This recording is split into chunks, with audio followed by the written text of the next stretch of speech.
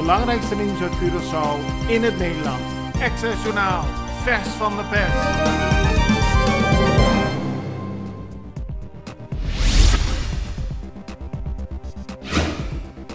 De bekende Curaçaose schrijfster en actrice Diana Le Bax is gisteren overleden. Ze werd 74 jaar oud.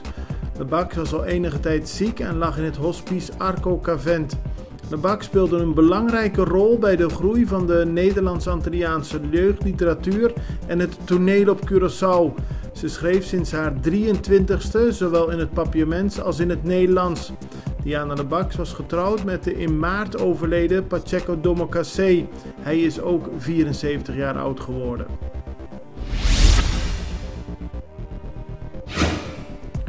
Alle Curaçaose ambtenaren ontvangen op 21 juli een eenmalige bonus van 1750 gulden bovenop hun salaris.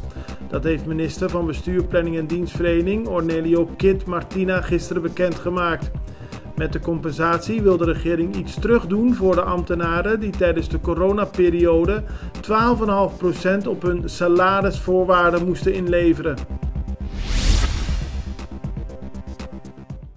Na Colectra, nós toma tempo para servir ora com mais de comunico.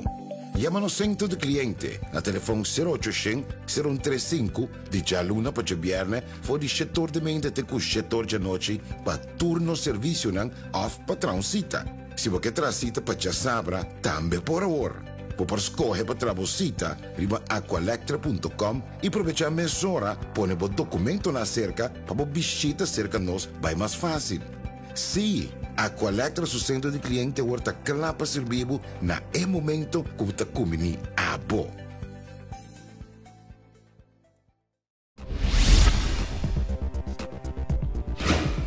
Er zijn nog steeds problemen met het IT-systeem van de gevangenis. En dat is een gevolg ofwel van een virus in het systeem ofwel van hacking. Dat betekent dat onbekenden in het systeem van de gevangenis zijn gekomen. Jawit Spinedo, woordvoerder van SDKK-gevangenis, laat weten dat het nog steeds wordt onderzocht wat de oorzaak van het probleem is. En ook wordt er hard gewerkt om het probleem op te lossen. Alleen als de overheid toestaat dat de prijs voor eieren stijgt, kan de productie van eieren op Curaçao door blijven gaan. Dat zegt José Dovale vandaag in de Extra. Hij is directeur van Ecfarm Moderno, een van de grootste producenten van eieren op het eiland. Momenteel kunnen de eierproducenten op Curaçao niet de prijs van het flink gestegen kippenvoer betalen. Er staan verschillende containers al enige tijd vast in de haven van Curaçao, vol met kippenvoer. Volgens Dovale is het op dit moment tijd om de prijs voor eieren te verhogen. De Curaçaose luchtvaartmaatschappij Jet Air is gisteren begonnen met haar vluchten van Curaçao naar Aruba. De eerste vlucht werd verwelkomd met een traditioneel watersaluut. Jet Air vliegt vanaf gisteren 2 keer per week tussen Aruba en Curaçao. De vluchten zijn op maandag en vrijdag. Het is alweer de 7e route van Jet Air en er waren verschillende ministers aanwezig bij de inauguratie van de eerste vlucht. In Rotterdam werd zondagavond de 31-jarige Curaçaonaar Siki Martina doodgeschoten. Dat gebeurde bij metrostation Koolhaven. Martina is vooral bekend geworden als producer van rappers als Frenna en Rich Kalash. Er is veel aandacht voor de moord in de Nederlandse media en er wordt veel aandacht besteed aan het werk van Siki Martina. De politie heeft nog steeds het onderzoek in volle gang naar de moord.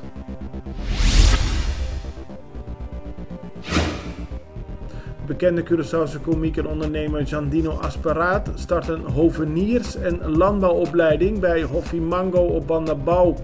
In eerste instantie kunnen 20 jongeren in augustus beginnen met de opleiding. Jandino wil hiermee de agrarische sector op Curaçao verbeteren en ondernemen stimuleren.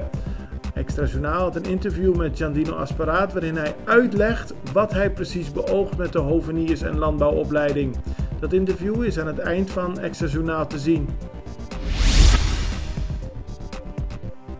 Jandine Asperaat, we zijn hier net aanwezig geweest bij een ondertekening voor een mooi project. Hoveniers, landbouw is belangrijk hier op Curaçao. Wat heeft deze ondertekening precies te maken met het project?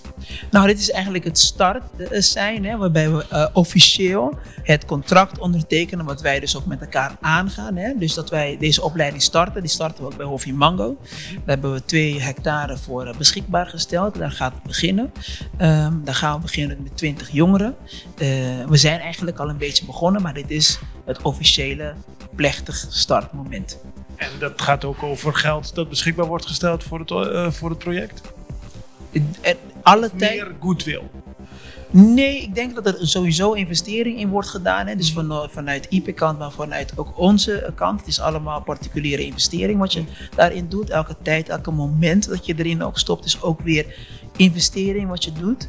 Maar op dit moment focussen wij eigenlijk niet zozeer op het geld en ook het rendement wat terugkomt. Wij moeten gewoon beginnen. Ja. Het eiland, ook de hele regio, die schreeuwt er gewoon om. De prijzen, die schieten de pannen uit. Het kan gewoon niet langer. Dus wij moeten gewoon starten met een opleiding, waardoor wij zometeen zelf verantwoordelijk zijn voor de productie van onze eten. En daarna overgaan naar het zelf exporteren van eten, waardoor er ook nog meer geld binnenkomt. Wat we nu aan het doen zijn, is zorgen dat straks het geld dat er is, ook op het eiland veel langer blijft. Ja. En het volgende stap wat je naartoe wilt, is gewoon dat er ook gewoon spullen naar buiten gaan en dan weer geld daarvoor in plaats terugkomt. Want wat we nu doen is eigenlijk een beetje krankzinnig. We betalen heel veel geld, maken andere mensen rijk voor dure spullen die we hier hebben, terwijl we het zelf ook zouden kunnen doen op het eiland. Dat is de achterliggende gedachte. Wij zijn letterlijk, Curaçao heeft het niet door, maar wij zijn letterlijk wegen aan het bouwen voor andere landen, ziekenhuizen aan het bouwen, de zorg aan het betalen, educatie voor andere leerlingen. Pakhuizen vol geld. Nee, maar dat is het wel. Ja. Het zijn, als je gaat rekenen, het zijn honderden miljoenen dat per jaar naar buiten gaat. Als je door hebt wanneer je eten koopt dat niet gemaakt wordt vanuit op Curaçao zelf. Het is geld wat nooit meer terugkomt in die vorm. Hè. Dat kan wel eens terugkomen, maar het is het terugkomen wanneer ze onze grond komen kopen. Dus dat is niet wat je wilt.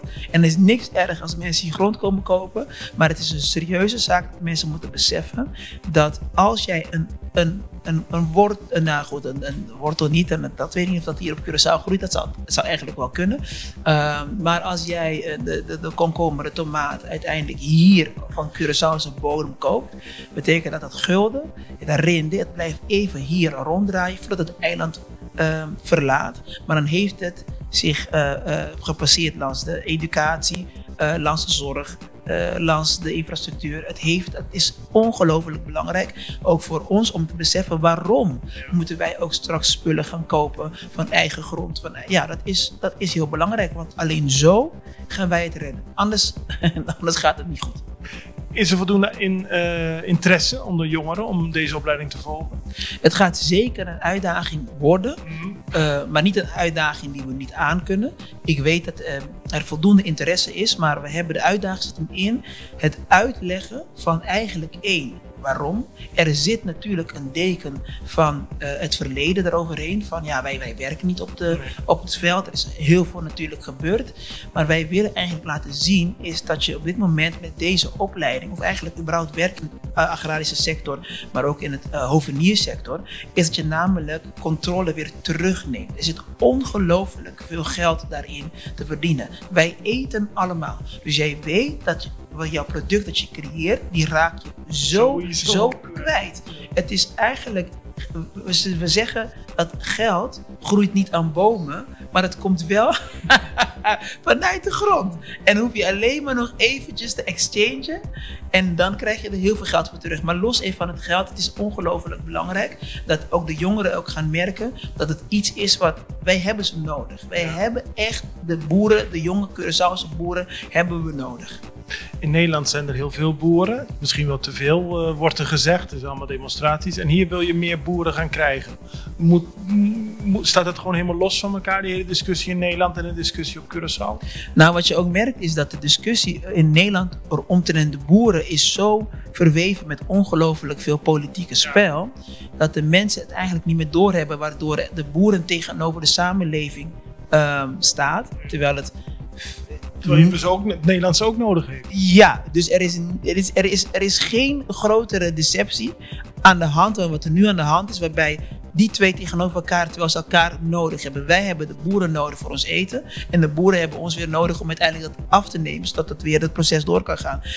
Op Curaçao hebben wij eigenlijk ook zo'n dergelijk probleem. Alleen op Curaçao, waarom is het erger? We hebben veel minder vet op de bot. Dus wij hebben echt boeren nodig. Nogmaals, wij importeren om en nabij 95%. En het is echt al ons geld. En dan, wij zijn, ja, het is krankzinnig als je over na gaat denken. Maar het is omdat mensen niet weten dat het anders kan. Daarom accepteert het iedereen het. Maar als ik weet zeker, het volk van Curaçao gaat doorhebben van, hé, wacht even, het kan ook anders. Als ik dus zelf ga investeren in Curaçao, dan is komt dat het, beter voor ons? ja, voor mijn kinderen, voor de kleinkinderen van mijn kleinkinderen, dan weet ik 100% zeker dat zij ook een mindshift gaan krijgen en gaan focussen op eigen producten eerst. Succes. Dankjewel. Het belangrijkste nieuws uit Curaçao in het Nederland. Access Journaal, vers van de pers.